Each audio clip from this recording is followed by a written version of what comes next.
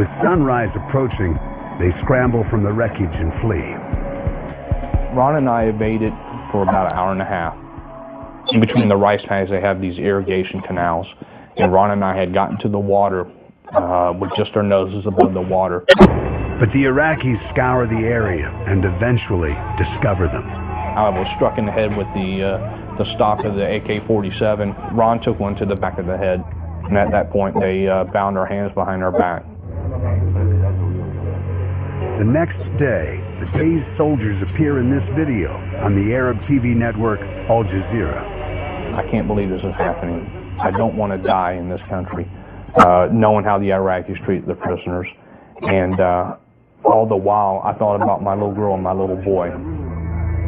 Their captors ask them questions about their mission. Williams stonewalls. What about days before? I've not done any mission stays before. Like Private Jessica Lynch, Williams and Young are at the mercy of a regime known for brutally torturing its enemies. For the first time, they had somebody that they can punish. I was very concerned on what they would do.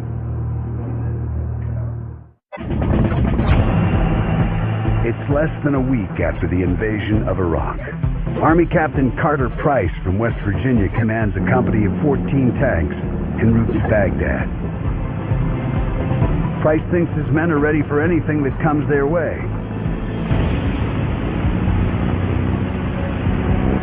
Until he sees this, a massive sandstorm.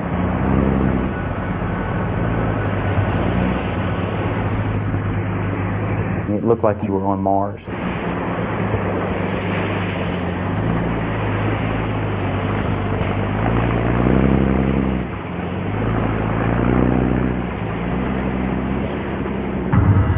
A photographer with Price's unit captures this picture. That's real, that's not a camera effect. Because of the way the light hits it, it turns everything red or orange.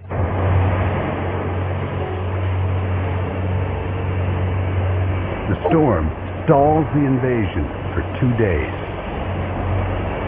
It gets in everything. It's you can't see. You can put your hand in front of you like this and you can't see it. It's unbelievable. It's unbelievable. My battalion commander, when that sandstorm lifted, he looked over at his wingman's tank and said, "What's next? Locust?" When it clears, Army and Marine units mount up and keep pushing north.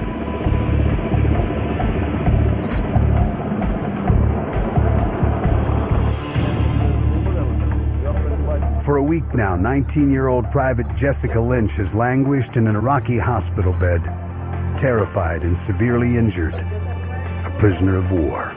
There was a point where I thought I would never be found. This was how I was going to die, not getting help, not, ever seeing my family again.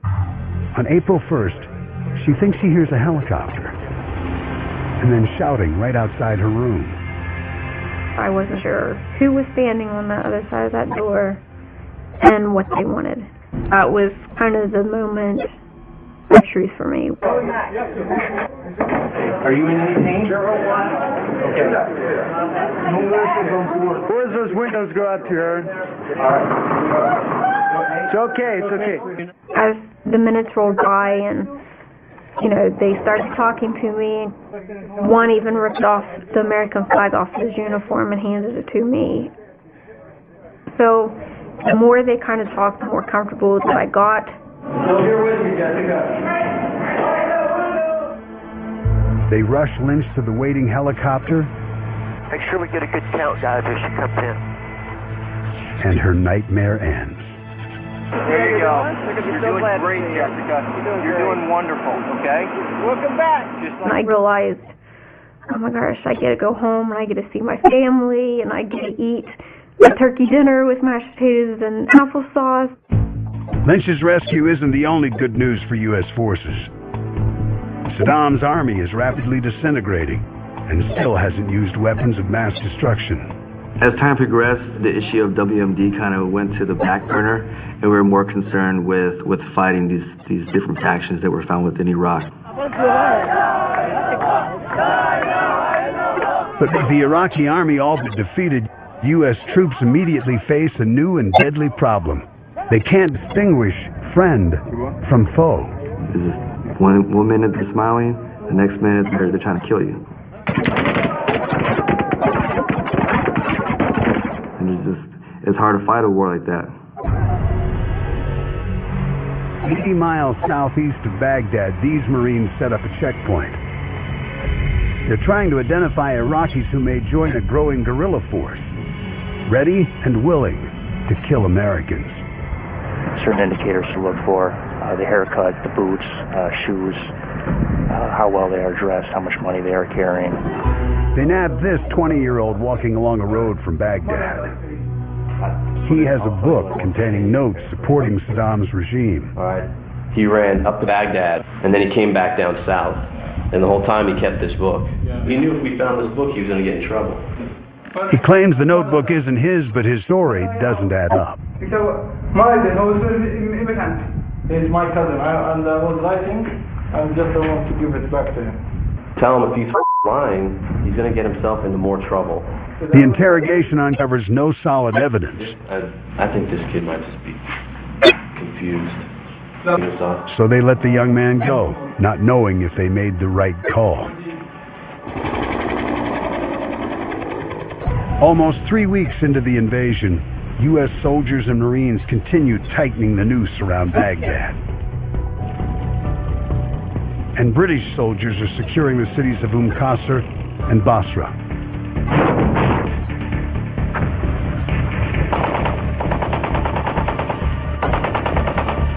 Marine Staff Sergeant Nick Popovich and his tank company are among the first Americans to enter the Iraqi capital. They make their way past burned-out buildings to Firdos Square in central Baghdad. They circle this statue of Saddam as a crowd gathers. And they saw this image of Saddam, which is something they'd always been conditioned to be fearful of, to be oppressed by. And now all of a sudden they see it surrounded by American tanks. And they say, wait a minute, maybe we don't have to be scared of them no more. And then before you know, there's hundreds of them out there, and then it starts turning into a celebration.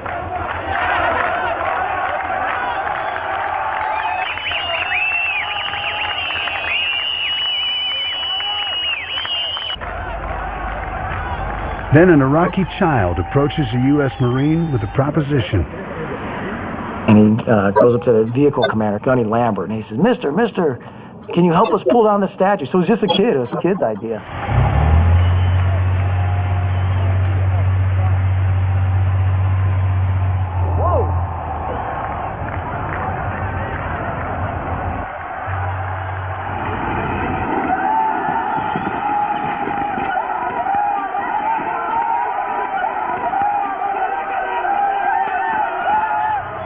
But not all American forces get this kind of welcome. 2 miles away, a convoy of Marines comes under heavy fire while driving past Baghdad University.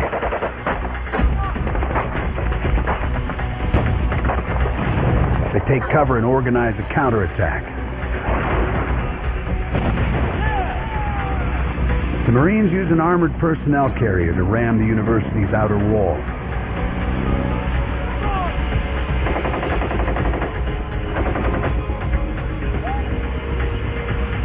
They split into small units and methodically take out their targets.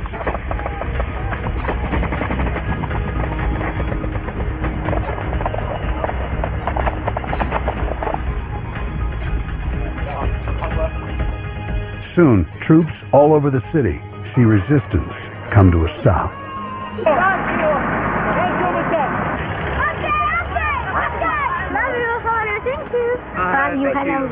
Everyone was greeting us with flowers. Thank you very much. Yeah, people kissing us and stuff like that, and it was just a really warm reception. And it felt really good at that point. You're like, I'm doing something great. 28-year-old Marine Lieutenant Brian Chantash looks at the scene in Baghdad and believes the job is done. While Saddam is still missing, Chantash feels it won't be long before U.S. forces track him down. We thought that was the end state. We're in Baghdad now. We did it. We're Saddam. As soon as he gets captured, like, go into the palace, capture him, put him in handcuffs, and we're done. Like, let's get back on the plane and go back to the States. 60 miles north of Baghdad in Samarra, Iraqis still hold Apache pilot David Williams and his gunner Ron Young prisoner. It's been 3 weeks since their helicopter was shot down. The Iraqis have tortured them. Williams has begun to give up hope. The idea of losing your family is a separation that you had to make during captivity to let them go.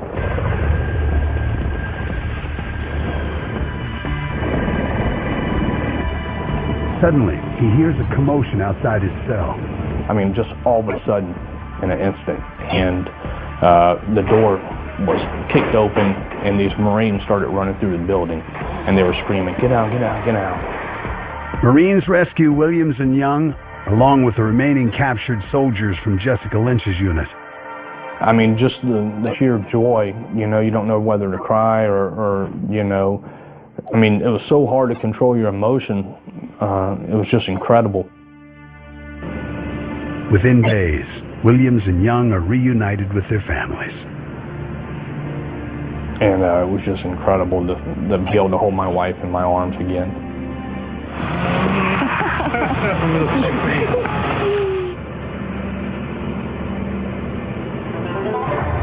Back in Iraq, taking the lid off 24 years of Saddam's oppressive rule is having unanticipated consequences. U.S. forces in Baghdad stand by helplessly as anarchy takes hold. The Iraqi state-run organizations that keep good order and discipline in the city of Baghdad are now gone. They're now eliminated. And so there was a period of euphoria for a couple of days, and then the looting began. It was like the LA riots times 20. But it was just a free-for-all. They thought that in America, that's the way America was. You just do what you want when you want. You would get into the building and the door frames were gone, the hinges were gone, the wiring in the building was gone. If it had any value at all, or had ability to be taken from that building, it was gone.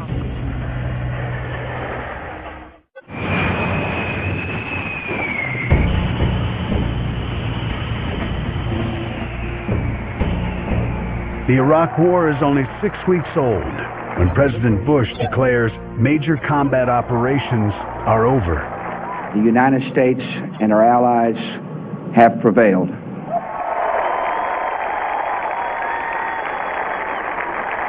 These sailors are finishing a 10-month deployment, but thousands of other troops, including Army Captain Ryan Howell, are just beginning theirs. Howell arrives the first week of May in the vast Anbar province, home to many Saddam loyalists. He immediately feels uneasy. It was a feeling of two people almost, you know, like we're on one side of the street, they're on the other side of the street, and we're staring at each other. It was like that uncomfortable high school dance moment where you don't know if you're going to go and talk to the girl to ask her to dance or not. It was kind of having to make this up as we go along initially. 28-year-old Howe and his unit conduct daily patrols from a forward operating base, or FOB. These bases are set up outside cities and towns all over the country. They're designed to keep U.S. troops separate and safe from the native population. When Howe leaves his FOB, he patrols crowded markets and can feel the resentment. Imagine being surrounded by just hundreds and hundreds of people just walking around. And you're just sitting there in the middle of them going, okay, whether or not I'm welcome here or not, I don't feel right being here. In June, Philadelphia native Gary Bishop is on his way to Iraq for the first time. I remember flying into Baghdad, me by myself with a bunch of tank parts, and I'm wondering, what am I getting myself to do? Have I been trained to do this? Am I capable of doing this? What if I can't do this? The lieutenant colonel's job is to restore basic institutions and services like schools and electricity. Back up!